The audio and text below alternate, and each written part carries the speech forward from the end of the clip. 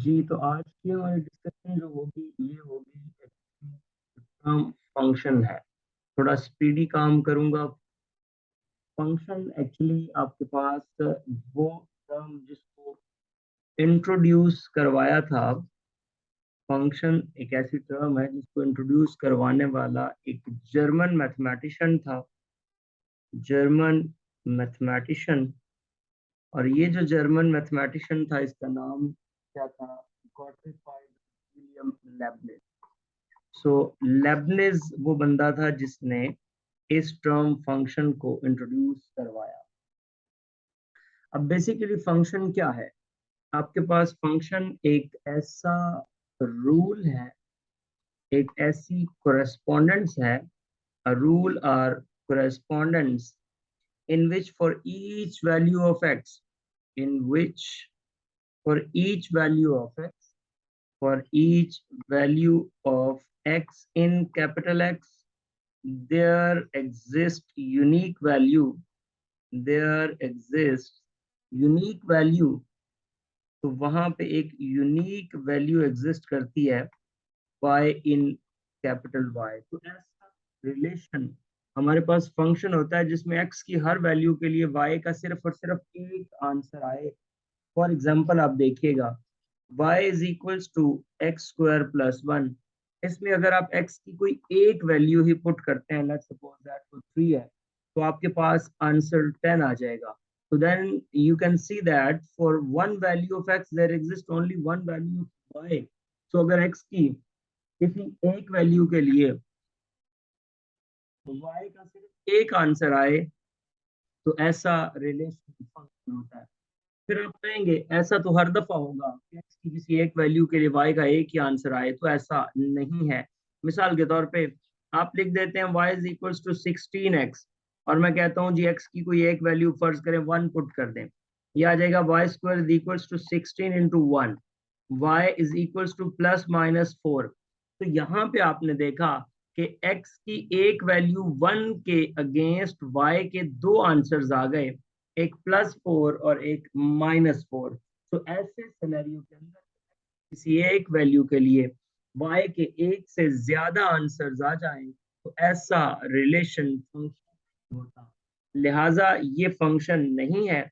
और ये ऊपर वाला जो रिलेशन आपके पास यहाँ पर डिस्कस किया गया ये एक फंक्शन को रिप्रेजेंट करता है। फंक्शन को लिखने के लिए y is equals to f of x, ये टर्म को हम लिखते हैं इस तरह से। हम फंक्शन को इंट्रोड्यूस करवाते हैं कि y is equals to f of x. और ये जो टर्म है ये हमें स्विट्जरलैंड के रहने वाले एक मैथमेटिशियन आएगा कि इसको हम इस तरह से लिख सकते हैं as a function of x. अब इसमें दो वेरिएबल्स हैं। अगर आप इन दो वेरिएबल्स पर सेपरेटली गौर करते हैं, एक वेरिएबल है जिसको आप डिपेंडेंट वेरिएबल कहते हैं और एक वेरिएबल है जिसको आप इंडिपेंडेंट वेरिएबल कहते हैं।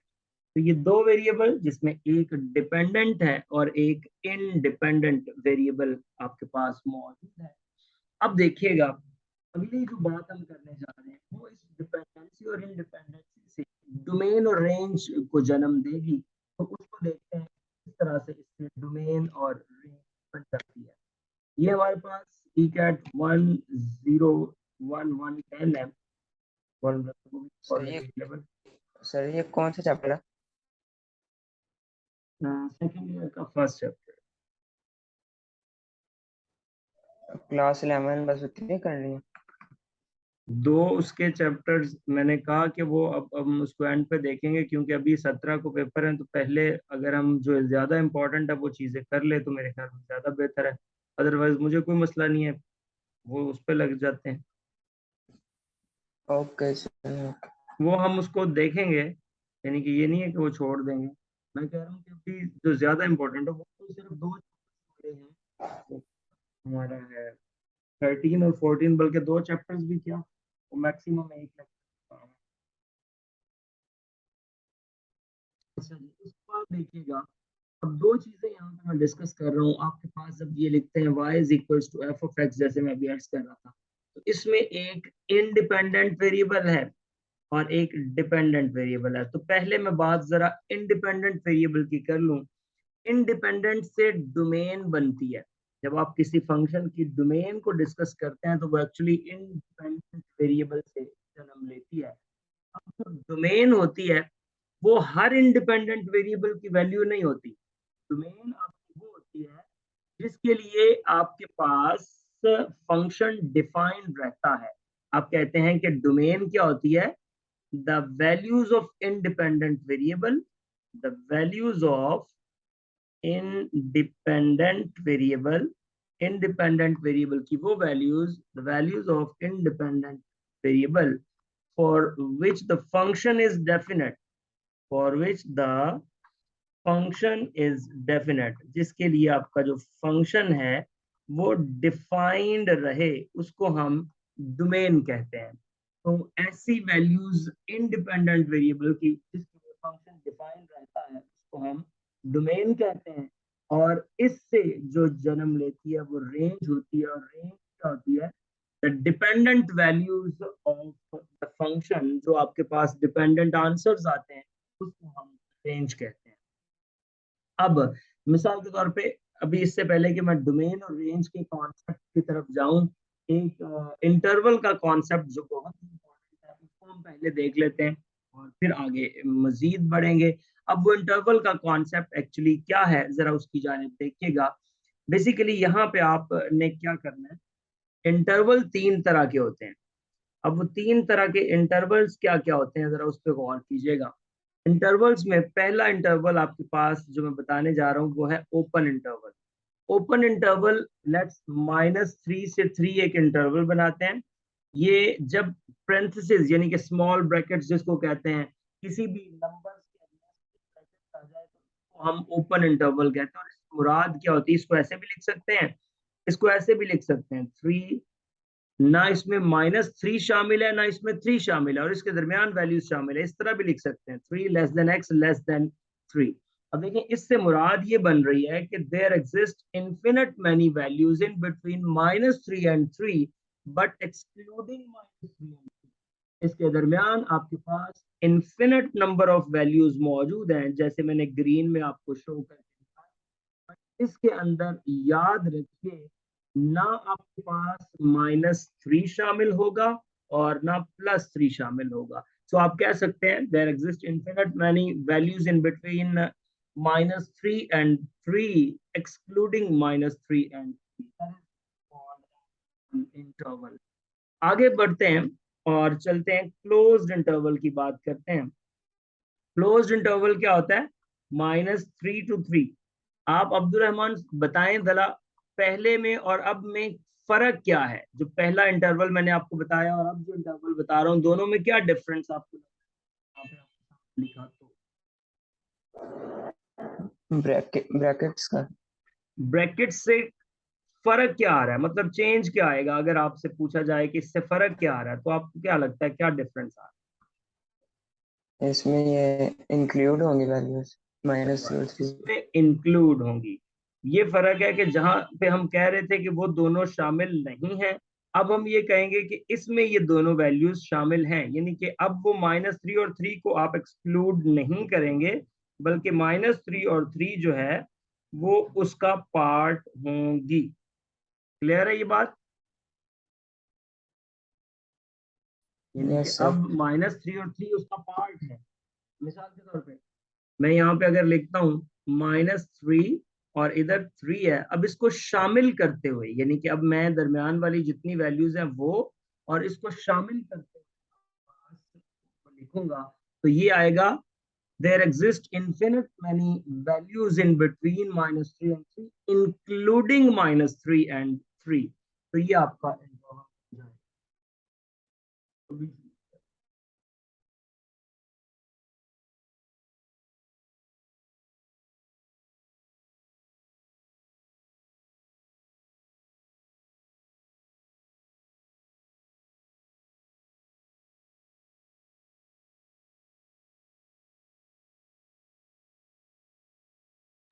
अच्छा जी, अब देखिएगा, अब इससे आगे बात करते हैं, तीसरी टाइप का इंटरवल है जिसको हम क्लोपन कहते हैं।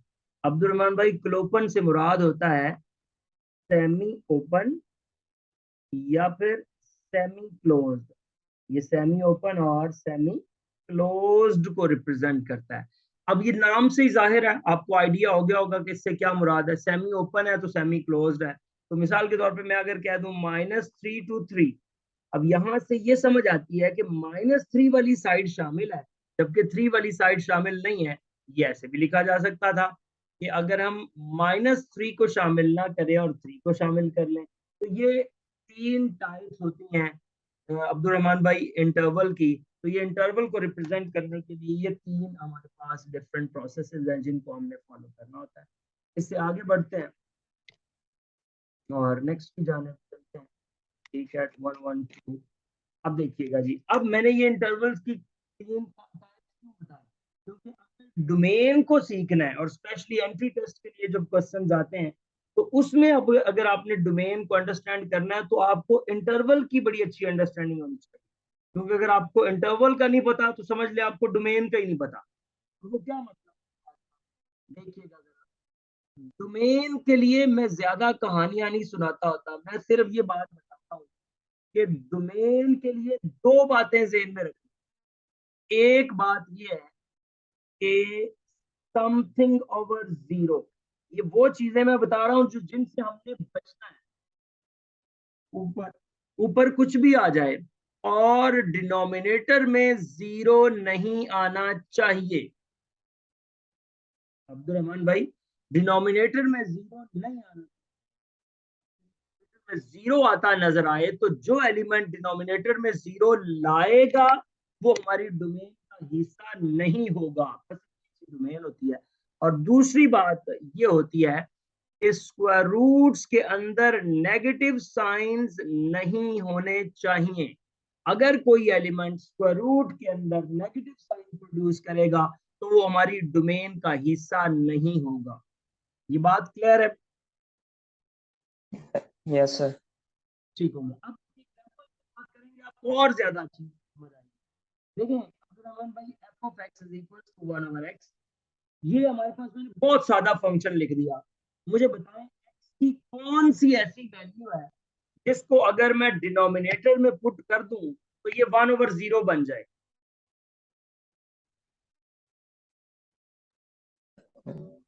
जीरो ही पुट करना है। जीरो ही है। तो इसका मतलब है डोमेन में जीरो नहीं आ सकता, बाकी सब कुछ आ सकता। जो अब्दुल रहमान भाई जो ये चीज पैदा करेगा, जो ये पैदा करेगा ये चीज, वो आपने कह देना है कि वो आपके पास नहीं हो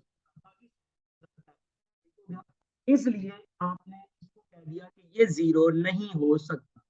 अब does not equal to zero वो बात आपने कर दी। अब उसके बाद देखिएगा, अब अगली ये कहानी की तरफ चलें। देखें इसका मतलब है इसकी जो डोमेन ऑफ दैट फंक्शन है वो ऑल रियल नंबर्स में से जीरो को एक्सक्लूड कर देना है। तमाम रियल नंबर्स इसकी डोमेन हो सकते हैं लेकिन जीरो कभी भी इसकी डोमेन में नहीं आ सकता। जीरो को हमने डोमेन में से हर सूरत में निकालना है। अब ये चीज अगर मैंने इंटरवल में लिखनी हो तो हमने कैसे लिखनी है, ये बात आपने देखनी है कि अगर यही बात मैं इंटरवल में लिखूंगा तो कैसे लिखूंगा। देखिए रहमान भाई, हमारे पास ये जो आर होता है ना रियल नंबर्स, ये होता है -इंफिनिटी से +इंफिनिटी। अब ये -इंफिनिटी से +इंफिनिटी से मुराद है ना इसमें -इंफिनिटी शामिल है ना इसमें इंफिनिटी शामिल है। ओपन इंटरवल बता रहा हूँ ना, ओपन इंटरवल। अब देखें यहाँ पे +इंफिनिटी है, ये आपके पास रियल लाइन है और इसके दरमियान में आपके पास कहीं एक जीरो भी है जो आपको नहीं चाहिए। अब मैं बता रहा हूँ कि ये हमारा आंसर नहीं है और ये तो शुरू से ही हमारे आंसर नहीं है ना। -इंफिनिटी और +इंफिनिटी तो देखिए रियल नंबर्स में होते ही नहीं है, तो वो तो पहले से ही बाहर निकाल दिए गए। एक इस जीरो को भी निकालना है हमने, जीरो को भी हमने उसके अंदर नहीं रखना। तो आप मुझे बताएं रहमान भाई फिर आंसर क्या होगा। आंसर ये जो रेड लाइंस, ये रेड कर्व बना रहा हूँ, ये हमारा आंसर है। तो क्या आंसर होगा, एक मैं बना के दिखाता हूं। -इंफिनिटी से जीरो यूनियन जीरो से पॉजिटिव इंफिनिटी। अब देखें क्या इससे मुराद क्या यही है कि ऑल रियल नंबर्स में से जीरो निकाल दिया है। आप चेक कर लें, देखिए रियल नंबर में माइनस इन्फिनिटी और इन्फिनिटी तो पहले से ही नहीं होता, और यहाँ पे जब आपने जीरो पे इंटरवल को ओपन रखा है तो इसका मतलब है जीरो इसमें शामिल नहीं है। फिर आपने यूनियन स्टार्ट किया दोबारा जीरो से, और जीरो पे ओपन रखा है, इसका मतलब है जीरो इसमें शामिल नहीं है, और आगे जितने भी एलिमेंट्स है इन्फिनिटी तक वो शामिल है। तो क्या रहमान भाई यही मुराद है कि रियल नंबर में से आपने जीरो निकाल दिया?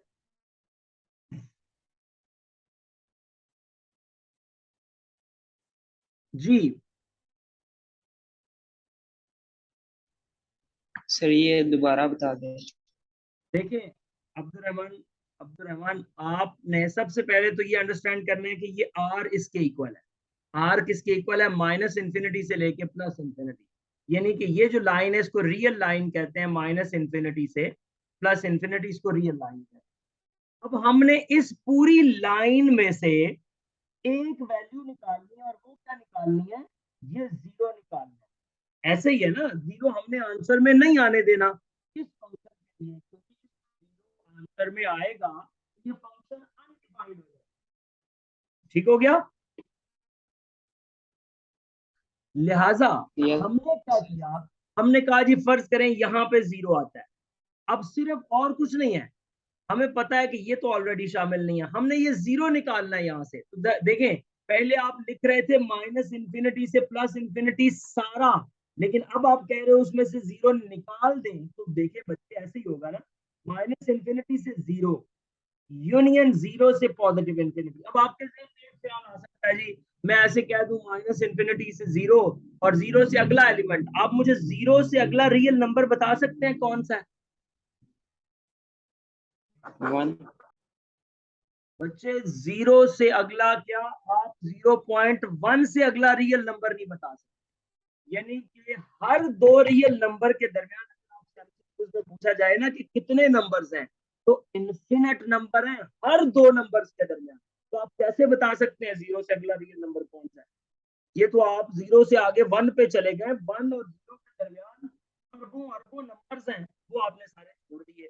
तो इसका मतलब ये होता है कि अगर मैं ऐसे नहीं लिखूंगा, ये मैंने देखे जीरो लिखा और मैंने कहा जीरो पे ओपन कर दें कि ये शामिल नहीं करना, अब मैं दोबारा से जीरो से इसीलिए स्टार्ट कर रहा हूं क्योंकि मुझे पता ही नहीं कि जीरो से अगला नंबर कौन सा है, इसलिए मैं जीरो से ही स्टार्ट करूंगा और इसको ओपन रख दूंगा, इससे पता चल जाएगा कि जीरो शामिल नहीं है, इससे आगे जो भी आएगा वो शामिल है। बात समझ आई? Yes sir. चलें इससे आगे चले। अब इस तरह की आप चारों एग्जांपल्स ऐसे ही बनाते जाए, आप बना सकते। चलें जी, ये एक टाइप थी। अब एफ ऑफ एक्स अगर आपके पास मिसाल के तौर पे ऐसा आ जाए 1/x² - 1, अब मुझे बताइए, मुझे बताइए अब्दुल रहमान भाई, अब क्या ऐसा है जो इसमें पुट नहीं किया जा सकता?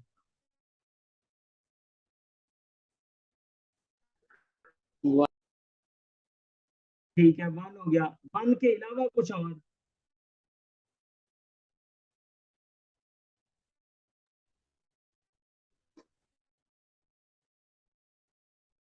वन के अलावा कुछ और? जीरो। उत्तर जीरो पुट करने से कोई मसला नहीं होगा, जीरो पुट करेंगे तो जीरो का स्क्वायर -1, वो तो जीरो रहे, -1 बच जाएगा। आपको नहीं लगता कि -1 भी पुट नहीं करना चाहिए?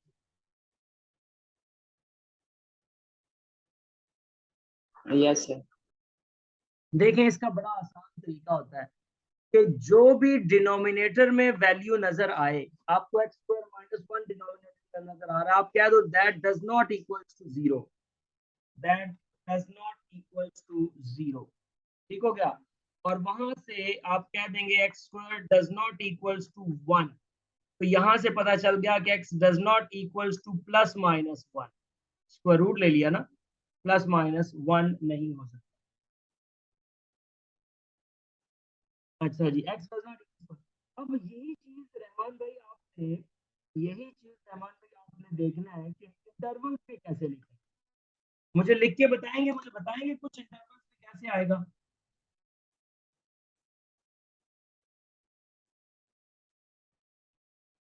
रहमान भाई इंटरवल में कैसे आएगा?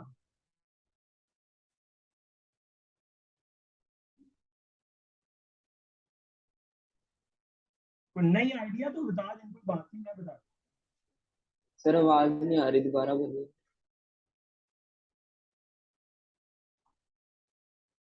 इसका आंसर इंटरवल में कैसे लिखेंगे?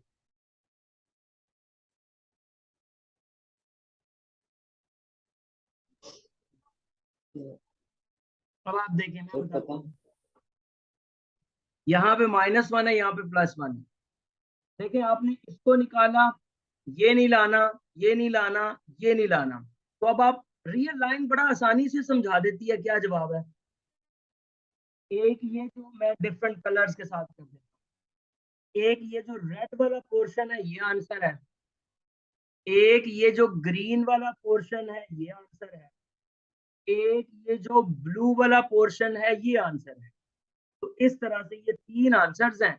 बाकी आपके ये जो क्रॉस किए हुए वो नंबर नहीं है। तो मुझे इंटरवल जब बना के दिखाएं क्या बनेगा?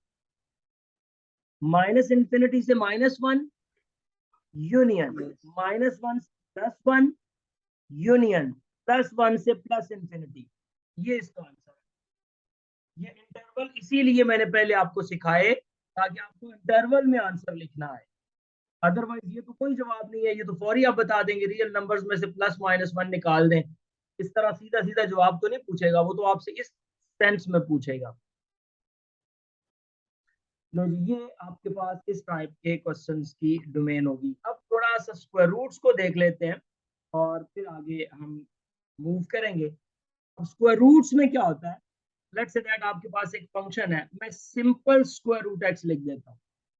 अब रहमान भाई अगर स्क्वायर रूट एक्स है तो आप देखें कौन सी ऐसी वैल्यू होगी जो इसमें नेगेटिव को प्रोड्यूस करेगी।